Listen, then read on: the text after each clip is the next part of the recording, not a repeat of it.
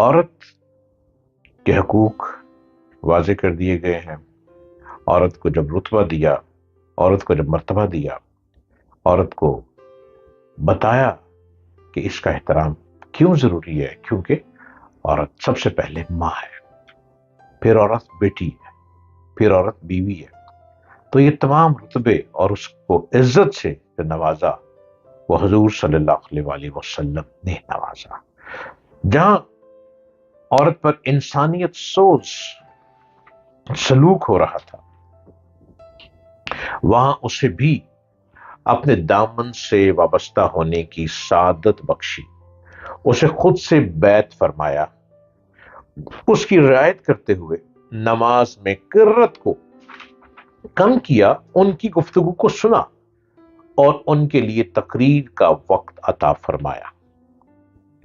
رسول اللہ صلی اللہ علیہ وآلہ وسلم نے عورتوں کے لیے تقریر کا ایک دن مقرر فرما دیا.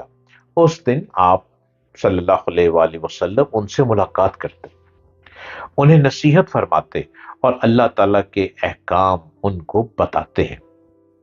جہاں گھر میں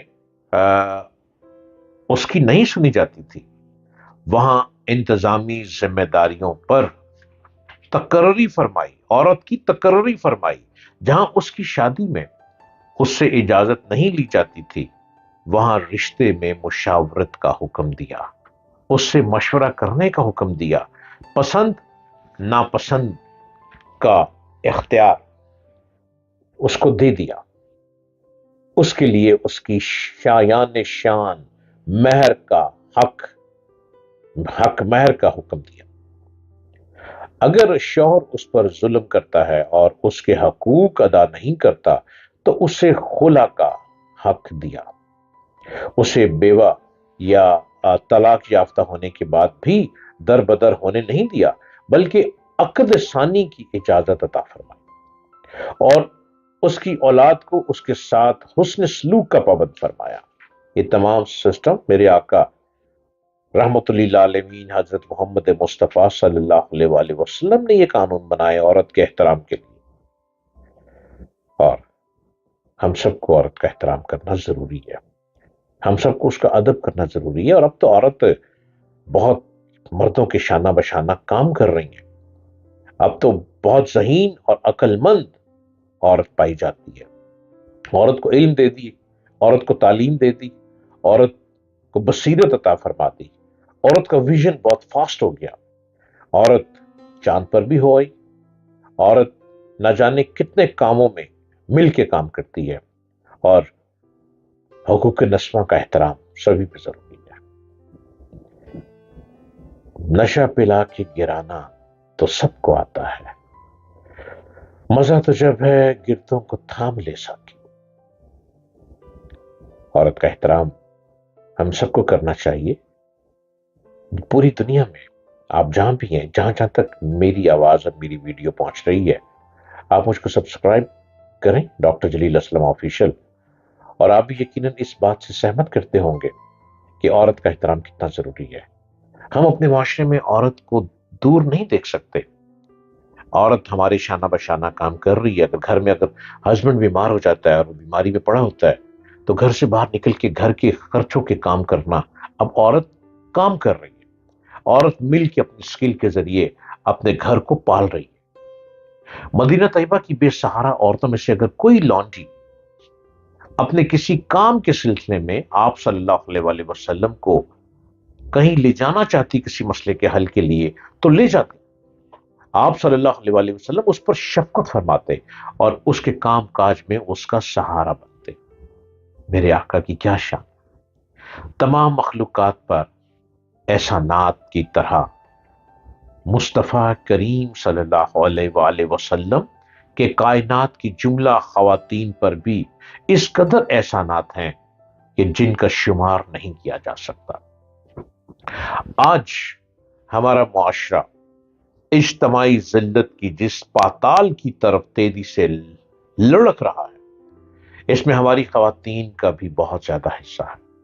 اللہ کریم نے انہیں شمع محفل نہیں چراغ خانہ بنایا ہے، لیکن انہیں شمع محفل بننا بہت پسند ہے. اللہ تعالیٰ نے ان کی زیب و زینت کو ان کے شوہروں کے لیے خاص کر دیا، لیکن وہ گھروں میں تو میلی کچیلی کپڑے پہنے پڑی رہتی ہیں جیسے سوگے مرگ کا موقع ہے، اور جب وہ باہر جانا ہو تو یوں بن ٹھن کے نکلتی ہیں جیسے شوہر نامدار گھر میں نہیں بلکہ انہیں باہر ہی دیکھ سکتے ہیں۔ خواتین کو اپنا احترام خود کروانا ہے۔ آپ ہر طرح کا لباس پہنیں، ہر طرح سے آپ زندگی گزاریں، لیکن اپنے آپ کو اس طرح لپیٹ کے زندگی گزاریں کہ کوئی بری نگاہ آپ پر بلا وجہ پڑ ہی نہ سکے، اور کسی بری نظر کی ضرورت بھی نہیں ہونی چاہیے کہ وہ خواتین پر بری نظر ڈالیں، اس لیے چونکہ خواتین احترام کے قابل ہیں۔ خواتین کو ایک اچھا لباس پہننا چاہیے، خواتین کو اچھے لباس سے میں رہنا چاہیے، اور اپنی بھی نگاہوں کو بہتر لے کے چلتی ہیں خواتین، یقیناً ان کے اندر سکل آ چکا ہے۔ خواتین گاڑی بھی ڈرائیو کر رہی ہیں، خواتین موٹر بائک بھی ڈرائیو کر رہی ہیں، موٹر بائک بھی رائڈ کر رہی ہیں۔ خواتین کے اندر ایک اتنی سکل آ چکی ہے کہ وہ اب کمپیوٹر ٹیکنالوجی میں بہت ایکسپرٹ ہو چکی ہیں۔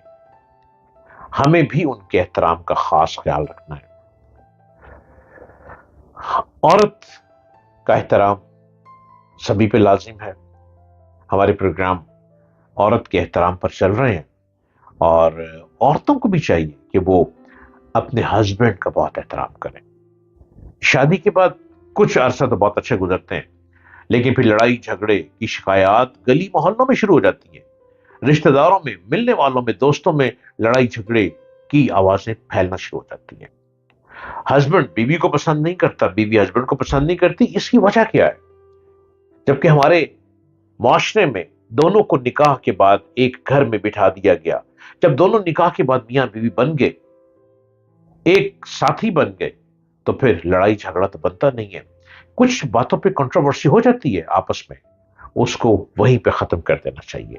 چیخنے چلانے سے معاملات حل نہیں ہوتے۔